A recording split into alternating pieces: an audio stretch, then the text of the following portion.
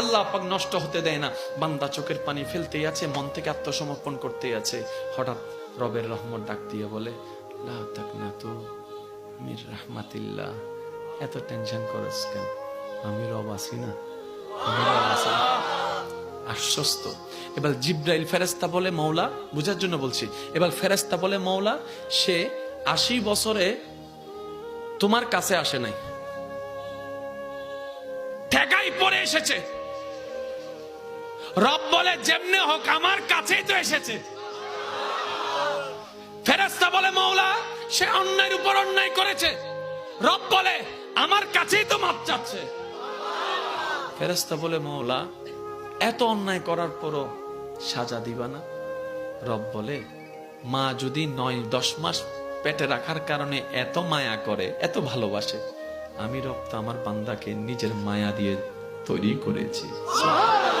আমি চাই না আমার বান্দা জাহান্নামে যাক।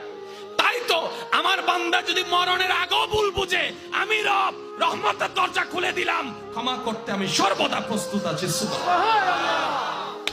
মনে রাখবেন, আমাদের রিজিক কমে যাচ্ছে কেন জানেন? আমরা তওবা করি না, আমরা দরুদ পড়ি না।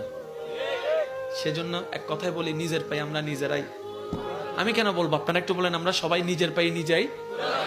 দেখেন, সবকিছু দেনেওয়ালাকে। শেষ ভালো যার, সব ভালো তার। আর মাত্র 5 মিনিট, একটু আওয়াজ দিয়ে বলেন, সবকিছু দেনেওয়ালাকে। আমাদের যা চাওয়া দিতে পারবেন কে? তো আল্লাহ দিতে পারলো, আমাদেরকে দিচ্ছেন না কেন? তার মানে আমরা চাওয়ার মতো চাইতেও জানি না, নেওয়ার মতো। কিছু কথা বলবো, আপনারা শুনবেন। আজকে তাকে আমরা কি খুঁজবো? বলেন না, আরো জোরে। আচ্ছা, এখানে যদি আল্লাহ যদি কাউকে বলে, এ যাই তোরে খুশি হইলে জাহান্নাম দি, লইতে হন হন রাজি আছো?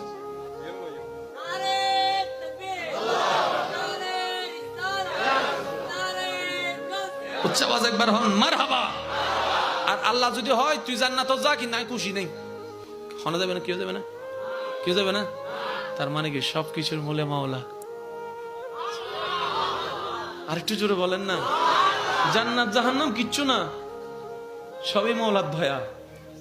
আপনার রব যদি চায়, আপনি যে ভাঙ্গা করে আছেন সেখানেও শান্তির বন্যা বয়ে দিতে পারে। রব যদি না চায়, আপনি 10 তলার কোটি টাকার বিল্ডিং ও সেই শান্তি পাবেন না। হুয়াল্লাযী আনজালাস সাকিনাতা ফি কুলুবিল মুমিনিন। সবকিছুর মূলে কে? এই কানেকশনটা আমাদের ওদিকে লাগাইতে হবে। জান্নাত আমাদের গিফট, মনে রাখবেন, জান্নাত আমাদের গিফট। দেনেওয়ালা কে? আল্লাহর সাথে কানেকশন রাখতে হবে।